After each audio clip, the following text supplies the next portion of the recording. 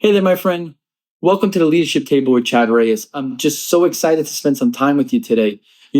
As we jump into this series, this lesson today, we're going to be talking about the four lids. Now, I know you were expecting that I was going to have my wife join us this week, but we have something even better. In 2 weeks from now, she's going to be joining, and we're going to be having a more impactful conversation around some of the leadership principles about learning from our failures. But today, we're going to be talking about the four lids. You see, what I recognized in my life in business is I recognize that there are four lids in any type of leadership world. Now, John Maxwell talks about this a lot. He talks about the law of the lid, right? Where our leadership ability determines our level of success. And what he says is this. He says that the leadership ability, the lid that you have, you'll keep hitting that lid until you grow your leadership ability, and then it gives you more capacity, right? And from that concept, I heard another gentleman speak about these three lids, and it really got me thinking about, well, what are the lids in businesses that I've observed over the last 20 yees in ministries? So today, I just want to share from my heart on these four lids. The first lid is our thoughts and our beliefs. I recognize lately that I've been talking about these four lids more than anything. And the reason why is I teach this topic called awareness. And nothing changes in our lives until we're aware of it. And the one thing that I learned many years ago when we were working with a coach is I learned that thoughts impact beliefs, beliefs impact behaviors, and behaviors create results. So I don't know about you, but I know in my life that I'm always trying to get better results. And I'm always looking at saying, well, is it my thought life? Is it my beliefs? Is it my behaviors, or is it my results? And a lot of times the results, if they're not what we want them to be, we can go back and look at our thoughts and our beliefs. Many times, though, also when we see good results, I bet you if you've looked at times in your life where you've seen tremendous results, where you said, I'm really just hitting it out of the park, I bet you'll find that your thought life and your belief system was really on par. It was really, really on point. So I want to talk to you a little bit about that. A lot of the times when we're doing coaching for organizations, I'll be asked, "Hey, Chad, can you do sales training?" And I'll tell you, we're not a sales training company at Lions Pride Leadership, one of the companies my wife and I own. We don't do sales training. But the one thing that I know is I know that thoughts impact beliefs, beliefs impact behaviors, and behaviors impact results. I'll share an example with you. I was just on the phone with one of our clients. I was on a Zoom session earlier today with one of our clients, and we were talking about driving better results when it came to more sales coming into the company. And the industry that they're typically an industry that doesn't like to sell. But what I got the client to understand is that if we can change the word selling to helping, wow, game changer. Let me tell you why. About 15 years ago, we had a coach. Now, my wife and I have been using coaches for the last 2 decades nearly. But about 15 years ago, one of our coaches that we were working with, he said to me this. He said, "Chad, I don't believe that you like to sell." I said, "Steve, of course I do." He said, "No, no, no, no. I think you like helping people." And my friend, don't miss what I'm about to say. He said, if we can get through the belief system that sales is a bad thing and we could replace it with helping, you're going to see your results go through the roof. And that year, that 1 year, 12 months, we had a 500% increase. Now, it's not because he did sales training. It's because he did leadership training that addressed belief systems. You see, that first lid, which is thoughts and beliefs, what is possible for your life? Is there thoughts and beliefs that are holding you back from who God designed you to be? Is there thoughts and beliefs that are encouraging you to be the person, the man, the woman that God designed you to be? I don't know that. I'm having a conversation with you today, but I don't know if that's the case. Only you would know that. But I will tell you this, that the better thought life and the better belief systems that you have, the greater opportunity we have for better results in our life. I know, because there were times in my life that no matter what I tried, it wouldn't work. And what would happen is I knew that I was sabotaging. I remember in one of our companies, I remember that I couldn't, I believed in my, and this was a belief system that I believed that I probably couldn't close a certain case without a certain mentor alongside of me until I finally said, enough is enough, Chad. You could do it. You're prepared. You have the knowledge. You have the experience. Take off the swimmies, jump in the pool. And I got to tell you, it's been amazing since then because I got through a belief system that was holding me back from being who God designed me to be. And my friend, as you're thinking about where you're at, as you're preparing for this upcoming year, as you're saying, hey, I want to be better. I want to be more. I want to be more for my family. I want to be more for my business. I want to be more for those that matter to me. Then it means that we have to be thinking about how are we going to be looking and thinking about our thoughts and beliefs. And my friend, the books you read, the podcasts, like what you're listening to, the music you listen to, all of those things create your thoughts and your belief systems. You have to be very careful. I remember years ago, I heard someone talk about tofu. When tofu goes in a pot, it takes the seasoning of whatever it's in. So if seasoning is in curry, tofu tastes like curry. If seasoning is in truffle, it tastes like truffle. So you have to be very careful because we as humans are like seasoning, are like tofu. We will take the seasoning of whatever's around us. So as you're preparing, as you're preparing to get to that next level, what are the thoughts and beliefs that no longer serve you? I remember years ago I heard this. It's the person said this. If everything that you believe to be true was false, when would you want to know it? When would you want to know it? And that's the question I have for you today. If everything that you believe to be true was false, when would you want to know? Now. So what are those thoughts and beliefs that are holding you back from being the man or the woman that you were designed to be? My friend, don't allow don't allow the lies and the people around you that tell you it's not possible. You'll hear that often. Oh, it's not possible. I remember years ago, I had a well-intentioned mentor, and he said to me, Chad, what you're trying to do, what you and Danielle are trying to do, it just doesn't exist, and I've never seen anyone do it. Now, today, I'm doing exactly what he said we couldn't do. Now, the reason why I bring that up to you is because sometimes people will put their beliefs and their limiting beliefs because it's not possible for them, and that's not a bad thing. It's just they're giving you their honest truth of what they believe is possible. But the key, what I just said, is what they believe is possible. Your thoughts and beliefs are so key. And where your thoughts are right now on a lid from a 1 to 10, that's going to be the extent of where you can grow your company, where you can grow your ministry, where you can grow your family. Your thoughts and beliefs will define everything in your life. So let's just say for a moment, let's just say hypothetically that you really nail that first lid, the thoughts and beliefs lid. You crush it. You hit it out of the park. That's phenomenal. If you don't go to the next lid and you're not able to address it, you will still be stopped from being the leader that you were designed to be. And let me tell you the reason why. Because you could have all the thoughts and all the beliefs that it's possible, but you may not have the leadership ability and you have not developed the skill set.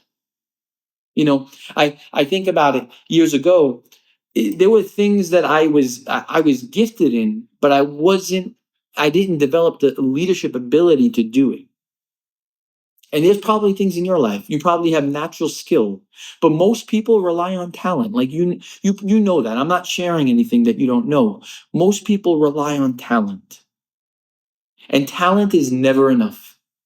It, Talent will get you so far, but you have to develop yourself. You have to grow into the leader that you were designed to be. And I just want to give you something that I've been talking with leaders all over the world about. And we call it the 4 phases of leadership. It's really this. It's self-leadership, it's one-on-one leadership, it's team leadership, and it's organizational leadership. Now, what does that mean? It means that as a leader, if we're going to develop our leadership ability, we have to truly understand that our leadership ability and our ability to make an impact in other people's lives It's fully predicated on our ability to grow as a leader. Because the thing that I know is you don't teach what you know, you reproduce who you are. So when we go into companies and we're training them, and I hear, well, I'm having this issue in this area and this issue in this area. And then I look at the leader that's leading that area, they're reproducing who they are. So you want to be careful with the leaders that you have in your team, the leaders that you have in your organization. But the second part of it is, are you showing up well? Are you being the leader that everyone around you deserves you to be? Are you growing? Are you learning? Are you challenging yourself? I want to give you three things that I've been talking about, and it's a pretty impactful conversation. I'd encourage you to go on our YouTube channel, on Lions Pride Leadership's YouTube channel. We have a whole thing on leading through AI. And when you're on there, like, share, comment, do all those great things that everyone says you need to do. Like, share, comment. Just get this message out. But hear what I'm about to say. We've lived in a world where IQ was so important for so long. IQ, how smart we were. But when we get into lid 2, which is leadership ability, the truth of it is that in an AI-driven world, IQ is just not as important as it used to be. Now that should make you happy, because I have a normal, maybe above average IQ, but I don't have the best IQ in the world. But what this says to me is, Chad, there's no reason why you can't reach the level that you want to reach in your life, because IQ has been replaced with, a lot of it has been replaced with AI. Now, that may be hard to swallow, because I know it was originally for me, but this is the thing. EQ and AQ, the emotional quotient and the adaptability quotient, is so key. The ability for us to adapt and the ability for us to be an emotionally effective leader, the ability for us to be able to perceive ourselves correctly, the ability for us to express ourselves, to build good relationships, to manage stress, to make good decisions. That is what an emotionally healthy leader looks like. And if we're talking about lid 2, leaders that are leading well, they're doing that in lid 2. They're doing those 5 things really well. And then when it comes to the adaptability quotient, the ability for a leader to adapt, they're able to prepare for change. They're able to see it. And great leaders benefit from change. I don't mean manipulate people, I mean benefit from it. I mean that they actually know how to benefit from change. So my friend, as we're unpacking these lids, I'm just so happy that you're listening to us on the leadership table. And this is where mature leaders have mature conversations. And I don't know about you, but I can tell you this, is that the better we lead, the greater opportunities come in our life. The more effective we are in leading, the more effective we'll be in living our life. The less effective we are in leading, the less effective we'll be in living our life. So let's go to the third lid. Now, the first lid, again, just to recap: thoughts and beliefs, lid 1. The second lid, leadership ability. Now let's talk about the third lid. Now, these are for the people that are in businesses, in organizations, in ministries. It's organizational alignment. What I've found over the years, I've been working with businesses for 20 years, 2 decades now. And what I've found is that you may have a person that has a really good thoughts and belief system.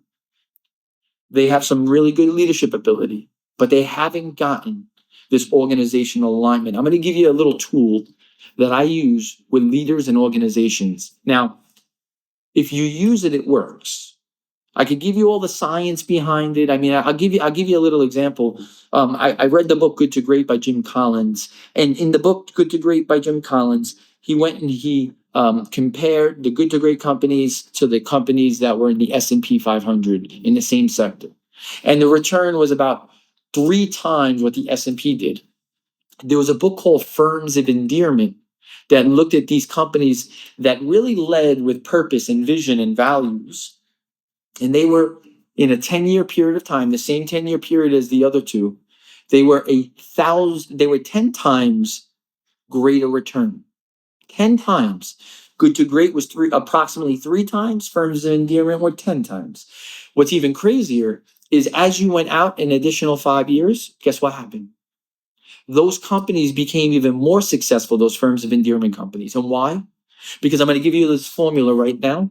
Don't miss this one. Write it down. If you're driving, if you're listening to this, please put it in your phone. It's what we call our business model alignment.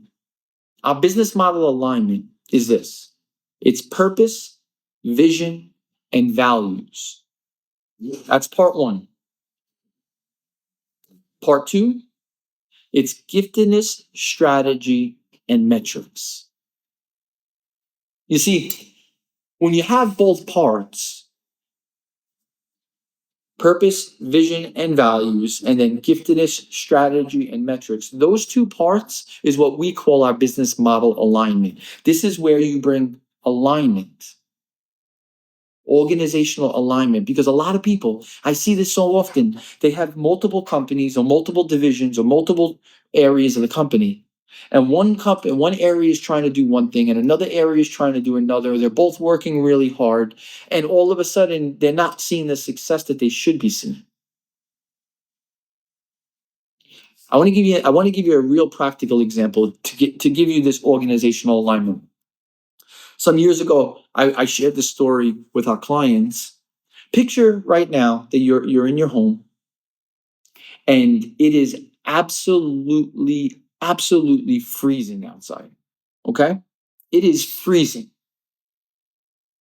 And you have your heating system on the hottest it could be. You have it on 85 and it's pumping and it's pumping and it's pumping. And your electric bill is going through the roof. It's going through the roof. And you're sitting there and you're freezing and you have blankets over you and you have your scarf and you have your hat and your warmers, your sock warmers, and you're freezing, you're shivering. And you're like, this doesn't make sense. My electric bill's high. I have the heat on high. And then you realize that you have the windows open in the house and all the hot air that you're using and you're using in your electric bill is using to warm up is being pushed out the window. So your electric bill's high. You have all this heat going out the window and you're still cold. The reason why, let me give you a real example in lid 3 of why organizational alignment is so key. It's so key because in the third lid, you close the windows in that house. You allow the heat to go on 74 instead of 85. You bring your electric bill down, and all of a sudden you're comfortable in the house. That's what organizational alignment does. When you have purpose, vision, values, guiding, giftedness, which is the uniqueness and strength of your team members, strategy, and then metrics, which is accountability. When you have that in alignment, you bring efficiency to your business. You bring efficiency to your ministry. You bring efficiency to anything that you're leading. My friend, it's not easy. I know. It's not easy. But I want to encourage you. I really do. I want to encourage you that you don't need to be perfect in all 4 lids, but you need to be aware of the 4 lids. When no one is looking for perfect, and the ones that are looking for perfect, they're only asking for perfect out of insecurity. But as a leader, our job is to be aware of these 4 different lids. So let me give you the lids again. The first one is thoughts and beliefs. The second is leadership ability. The third is organizational alignment. Now, let me give you the fourth. Okay. In the fourth lid, now you could have addressed all 3 lids, but you still need the last one. And the last one is systems and processes. So you did organizational alignment, you did thoughts and beliefs, you did leadership ability, but you don't have good systems and processes. You're going to see that you're going to constantly keep hitting a lid. You're going to hit the lid and you're going to get frustrated and say, why can't I get beyond it? Because you're coming directly in contact with the 4th lid, which is systems and processes. I just want to share this with you before we wrap up today. I just want to thank you for being on the leadership table with me. This is where, like I said, mature leaders have mature conversations. And every single time that you come back, I promise you, I'm going to give you my best. I promise you that I'm going to give you what I'm teaching to leaders around the globe. I'm going to talk to you about when I'm challenging CEOs and managing partners and senior leaders at their companies. I'm going to challenge you to be better. We want people to love us and challenge us because that's where you're going to become the person that God designed you to be. So, in the last few minutes that we have together, let me just share with you the fourth lid: systems and processes, and I'm going to unpack it. I think today, more than ever before, that the use of AI is so needed. And the reason is this: because we all have seen the statistics. We all see what Wall Street Journal, Goldman Sachs, and all these organizations are saying about the number of unemployment that's going to happen. But my friend, I believe this. I believe that this is an opportunity, especially for followers of Jesus, people who have a faith, to say this is an opportunity for us to be relevant in the world. Now, what do I mean by that? I mean, I want to give you a methodology because, as you know, and you could visit chadreyes.com and you can see the different companies that my wife and I own. But one of the companies that we own is an AI company. We do AI training, we do AI product development. And now I can tell you this: I'm not the AI product development person. I'm the person who helps you lead through AI, not develop the technology, but I know how to use it. And this is the methodology that I would just share with you if you're going to be using any technology. Now, I'm happy to speaking about AI, but you could be using any new systems and processes that you're going to bring into your organization, you're going to bring into your ministry. And I would encourage you to really walk through these four phases. These four phases is the first one is awareness. Help your people become aware of the impact that AI could have on their work, the impact that it could have on their productivity. You see, we have to help our people become comfortable with using it. Because think about it, if they're scared to use it because they think that they're not going to be needed at the company, then they're going to resist it because that's a thought and a belief that's stopping them. So part of leaders' responsibility is this: it's to bring awareness that we're using AI. We're gonna use it to be more effective. I said to my team members, I said, hey, I, I won't be cutting our people and lowering our head count. I'm going to be asking for more productivity out of every person because now we have some of the greatest technology we've ever seen that can help us be more effective. So instead of us doing X, we could do 10X. That's how I would be looking at it. Our thoughts and our beliefs around it will change. So let me give you the second one. The second one is people productivity. So we want to first get them aware of what it is, how it works, so that these new systems can benefit you, the company, and their performance. But then we want to help them know that this will help people productivity. If they use, and in this example, AI, their productivity as performers will go up. That's phase 2. Phase 3 is then where we want to use AI to drive efficiency in systems. How do we use it to drive and make our systems more effectively? And then the last one is phase 4, where how do we develop technology that is custom to our organization, our ministry, so that we have the ability to be very ahead of the curve, very forward thinking, very innovative. You see, those are the 4 lids. Let me give them back to you. If I was you, I would just spend time in thinking through them. The first lid, thoughts and beliefs. Second lid, leadership ability. Third lid, organizational alignment. And then finally, the fourth lid, systems and processes. My friend, I just want to thank you for being on the leadership table with Chad Reyes. I hope that you're finding this to be tremendously valuable. Please share it. Please like it. Please comment. I just want to see us make a difference in tens of millions of leaders' lives, and we need you to help share the message. So thank you so much for being on this journey with us. God bless you. Until next week. Hey there, my friend Chad Reyes. I am so excited about our radio show coming up, The Leadership Table with Chad Reyes. It's every Sunday at 6:30. Then we're going to go live on Monday at 6:30 so you could ask your own questions. Jump on in. We cannot wait to have you join us. It's going to be a time where I invite some of the greatest leaders I know to join me at a table. And what I've learned about a leadership table is that's where potential is released. Every Sunday, you want to join us. You want to be sitting at that table with us so that you can reach your potential, you can release it in others, and you can accomplish your dreams. My friend, like, share, comment, drop a comment. I'm telling you, it's going to be amazing. I just can't wait for you to be on with us. I cannot wait. And listen, hey, hit subscribe at our YouTube channel. Visit chadrayes.com/WMCA and you'll get all the details you need. I'll see you on the table.